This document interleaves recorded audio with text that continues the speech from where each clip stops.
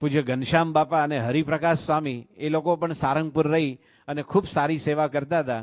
એટલે દિલીપભાઈ ત્યાં ગયા, ત્યાં સારંગપુરમાં, અને સારંગપુરમાં જઈ અને એમણે ઘનશ્યામ બાપાને મળ્યા અને કીધું કે તમે યોગી બાપાની હાજરીમાં તો બહુ જ પદ ગાતા હતા, કારણ કે લંડનની જ્યારે પ્રતિષ્ઠા થઈ અને હાઇડ પાર્ક સ્ટ્રીટમાં જે આમ મોટી નગરયાત્રા નીકળેલી એ વખતે પ્રમુખ સ્વામી મહારાજ, યોગી બાપાની બાજુમાં પ્રમુખ સ્વામી મહારાજ, અને એ ફ્લોટની અંદર ઘનશ્યામ બાપાએ હાથમાં કરતાલ લઈ વાલા રૂમઝૂમ કરતા કાન મારે ઘેર આવો યોગી બાપાની સામે મુજરા કરતા જાય.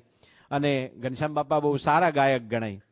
એટલે દિલીપભાઈ કીધું ઘનશ્યામ બાપા તમે ગાઓ. ઘનશ્યામ બાપા કે દિલીપભાઈ ઉગતી પેઢીને તક આપો.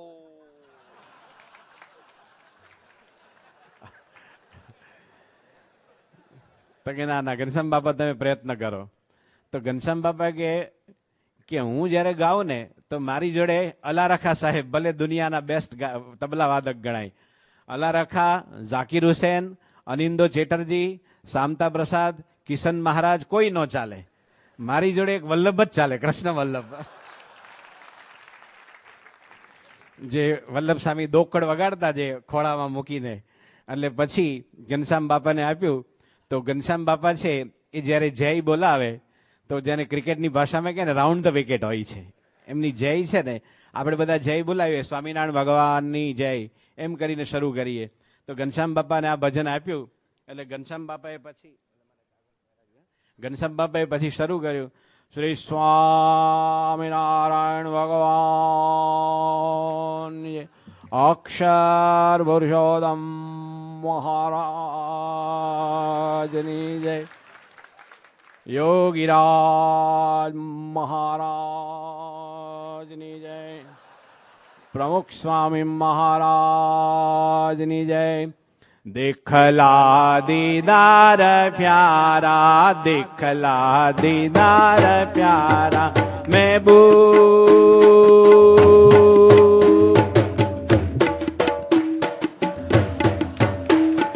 મહેબૂબ એ મહેબૂબ તુમ હમારા રે, દિખલા દીદાર પ્યારા, દિખલા દીદાર પ્યારા એ મહેબૂબ, મહેબૂબ, મહેબૂબ, મહેબૂબ.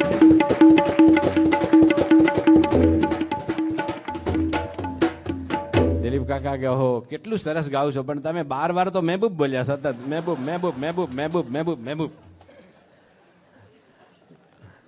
અને આ ભજન ઉર્દુ છે અને આવી રીતે એને જ્યારે લોકોની સામે મૂકશું કદાચ ન પણ સ્વીકારે. ઘનશ્યામ બાપા કે જેવી યોગી બાપાની મરજી, ચાલો વાસુદેવ રૂમમાં. અને પછી એમને અક્ષરેશ સ્વામી પાસે લઈ ગયા, કારણ કે એ નારાયણ સંગીત વિદ્યાલયના મુખ્ય સંત ગણાય. એટલે દિલીપભાઈ લઈ ગયા, ભદ્રેશ સ્વામી ભેગા હતા, અને આમ દરવાજો ખખડાયો. તો પૂછ્યું કોણ? તો કે દિલીપભાઈ. એટલે અક્ષરેશ સાંઈ હરિવંદન બાણું ખોલ.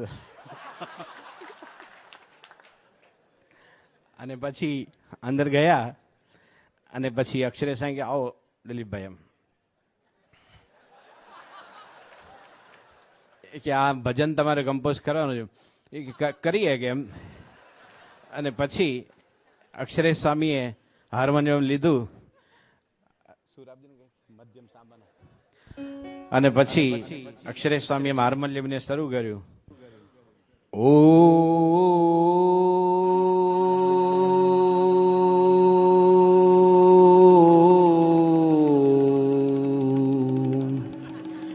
હરે ઓ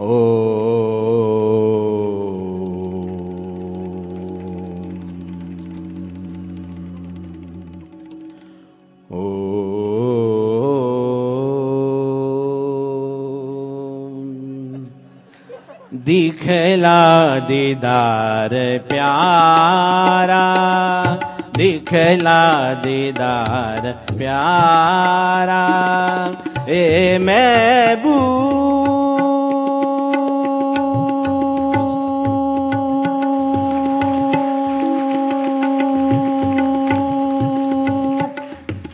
તમ દાના ના ના ના ના ના ના ના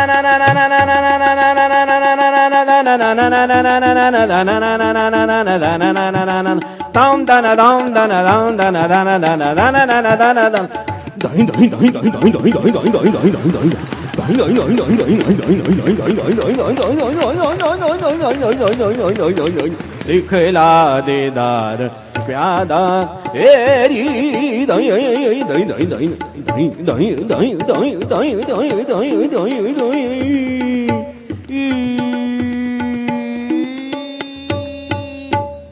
એમને 21 મિનિટ સુધી ગાયું.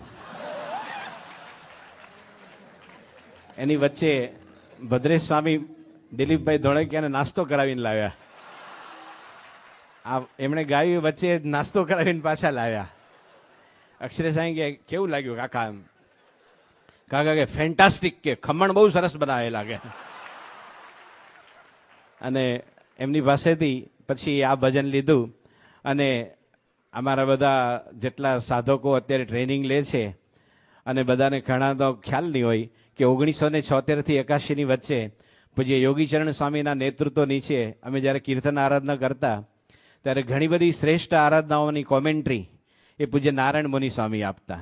અને એને એટલું બધું સાહિત્યનો ઊંડો અભ્યાસ કરેલો કે કેટલાક સાહિત્યકારો પણ એ જ્યારે કોમેન્ટ્રી આપતા ત્યારે એમનું જે ખાસ કરીને સાહિત્યનું જે સ્ટડી અને બધા રેફરન્સ એનાથી બહુ રાજી થતા. એટલે નારાયણ મુનિ સ્વામી છે એ બહુ મિષ્ટભાષી છે, મધુર બોલે, અને આપણને ખૂબ આનંદ થાય. તો પૂજ્ય નારાયણ મુનિ સ્વામી પાસે દિલીપભાઈએ કીધું કે આ ભજનને તમે કેવી રીતે કમ્પોઝ કરો? એટલે નારાયણ મુનિ સ્વામી કહે, કારણ કે આપણે 77માં દારેસ્લામમાં હતા ત્યારે જૂના મંદિરના એક પ્રમુખ હતા પ્રેમજીભાઈ, એમણે નારાયણ મુનિ સ્વામીને એવું પૂછેલું કે તમે આટલું સરસ મીઠું બોલો છો તો ગાતા કેમ નથી? કે કારણ કે બોલે બહુ સરસ. એટલે મુનિ સ્વામીને કીધું કે આ ભજન તમે કમ્પોઝ કરો. એટલે મુનિ સ્વામીએ શરૂ કર્યું, હે દિખલા દીદાર પ્યારા બાપા, દિખલા દીદાર પ્યારા ને બાપા, મહેબૂબ તુમ હમારા બાપા, માશુક જરા દે દેના બાપા. દિલીપભાઈ કે આમાં મૂળ શબ્દ ભજનમાં તો બાપા નથી કોઈ જગ્યાએ, કે મારે બાપા વિના ચાલે જ નહીં કે એમ. અને પછી આ ભજન એમની પાસેથી લીધું અને તેઓ પાછા મુંબઈ આવ્યા. અને મુંબઈમાં લિફ્ટમાં ઉપર જતા હતા, એમાં એક પાષાણ પુરુષ ધરમસુદ સ્વામી મળ્યા એમને. એણે કીધું કે, અને ધરમસુદ સ્વામી જ્યારે મળે કોઈ પણ હરિભક્તને તો 4 પ્રશ્ન એક સાથે પૂછે કે કેમ રવિ સભામાં આવતા નથી, તિલક ચાંદલો કરવો, પૂજા કરો છો કે નહીં, એમ ધર્માદો આપવો, એમ એક સાથે 4 વસ્તુને એટેક કરે. એટલે દિલીપભાઈ ધોળકિયા એ બે લિફ્ટમાં હતા.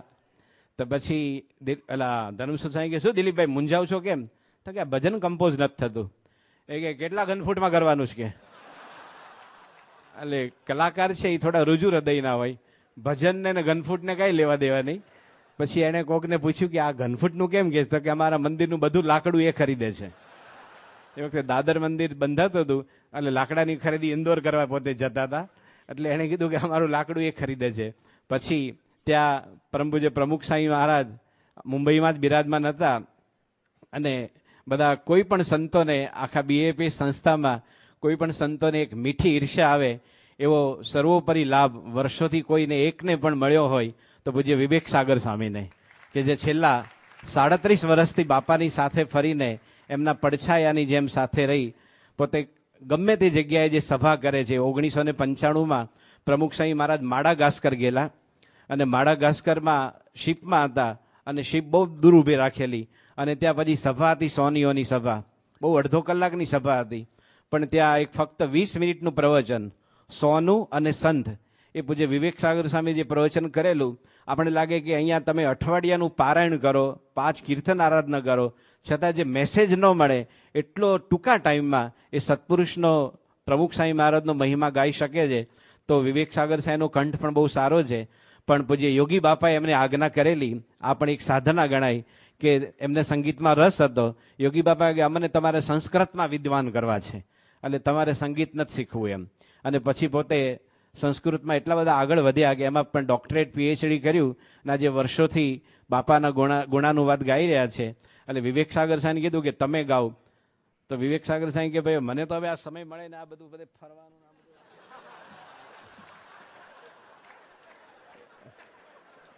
એટલે પછી કે ના પણ તમે કમ્પોઝ કરો. એટલે પછી એમણે શરૂ કર્યું. વંદે શ્રી પુરુષોત્તમં જ પરમં ધામાક્ષરમ જ્ઞાનદમ વંદે પ્રાગજીભક્તમેવ મનગમ બ્રહ્મ સ્વરૂપમ મુદા વંદે યજ્ઞ પુરુષદાસ ચરણમ શ્રી યોગીરાજમ તથા વંદે શ્રી પ્રમુખમ ગુણાલય ગુરુમ મોક્ષાય ભક્ત્યા સદા दिखला दीदार प्यारा हे महबूब तुम हमारा माशूक जराज देना नैनो का नजारा इतने में तो होएगा आशिकों ना गुजारा दिखला दीदार प्यारा हे महबूब तुम हमारा. आमा जे महाराजे दिखलानो जे આપણે હમણાં 6 દિવસ અક્ષરફાર્મમાં એમનું પારાયણ સાંભળ્યું તો હરિલામૃત એમના અવાજે સાંભળવું એ પણ એક આનંદ છે. દિલીપભાઈ કે આ બહુ સરસ છે, એમ ભલે ટ્રેડિશનલ સ્ટાઇલ છે પણ આપણે જ્યારે લોક સમુદાયની વચ્ચે મ્યુઝિકની સાથે મૂકવાનું છે. અને પછી આ ભજન એમની પાસેથી લીધું અને એ વખતે બાપાને મળવા અમેરિકાથી કેસી કાકા આવેલા, કેસી પટેલ. તો કેસી કાકા છે ને એમનો અવાજ બહુ હાઈ પિચનો છે. કેટલાકનો અવાજ છે ને બહુ ખરજમાં આવે. આપણે કે કેમ છો? સારું છે, સારું છે. કેટલાક પછી કેમ છો? સારું છે. એ આમ ત્રીજે માળેથી જ બોલતો હોય. એટલે કેસી કાકા છે એમને કીધું કે આ ભજન તમે કેવી રીતે કમ્પોઝ કરો? તો દિલીપ કેસી કાકા કે કરીએ, મહારાજને યાદ કરીએ મળી. સ્વામિનારાયણ ભગવાનની અક્ષર પુરુષોત્તમ મહારાજની દિખલા દીદાર પ્યારા બાપા આ બધાને દિખલા દીદાર महबूब तू हमारा बापा हाँ बापा महबूब तू हमारा. અને પછી દિલીપભાઈ કે ભાઈ તમે તો આ પ્રવચન શરૂ કર્યું અને કમ્પોઝ કરવાનું છે. અને 2004માં જ્યારે પ્રમુખ સ્વામી મહારાજ અમેરિકા હતા અને ઓર્લેન્ડોમાં શિબિર હતી એ વખતે પરદેશના છોકરાઓ માટે એક નવી આઈટમ પેશ કરેલી કે માનો કે આ ભજન છે એ માઇકલ જેક્સનને આપવામાં આવે, દિખલા દીદાર ભજન, તો માઇકલ જેક્સન કેવી રીતે ગાય એનો પણ એક પ્રયત્ન કરેલો, એને આપણે સાંભળીશું.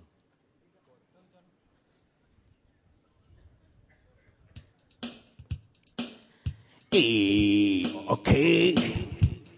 Hey. Okay, are you ready? Oh, hey. Hey, come on. Hey, let's say. Hey, okay, bye. Take away. Hey, दिखला. Hey, दिखला. Hey, दीदार. Hey, प्यारा. Hey, महबूब.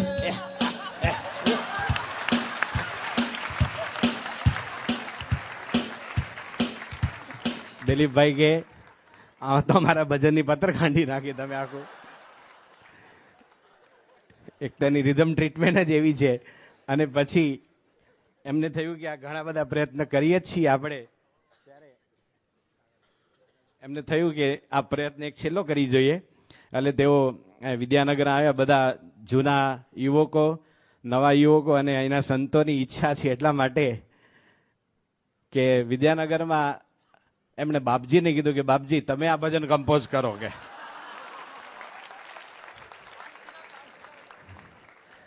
એટલે દિલીપભાઈ બાપજીને મળ્યા કે આ કીર્તન કમ્પોઝ કરવાનું છે. તો બાપજી કે તમે જમ્યા? બાપજી પહેલો પ્રશ્ન એ પૂછે કોઈ મળે કે તમે જમ્યા? પછી દિલીપભાઈ કે હા. એટલે બાપજી કે તો લુબ્રિકેન્ટ જેવું કરી દઈએ. એમની કથામાં કેટલાક શબ્દો વારંવાર ત્રીજે દિવસે એ શબ્દો આવતા હોય છે. બાપજી કે તો લુબ્રિકેન્ટ જેવું કરી દઉં અને ખડ જેવું કીર્તન છે કે ખડ જેવું. પછી બાપજી કે આ કીર્તન પહેલા સમયે તઈએ કરેલું ને, અને આ દિખલા દીદાર ભજન તો આ તો કેવું છે કે ઓલો મદારી હોય ને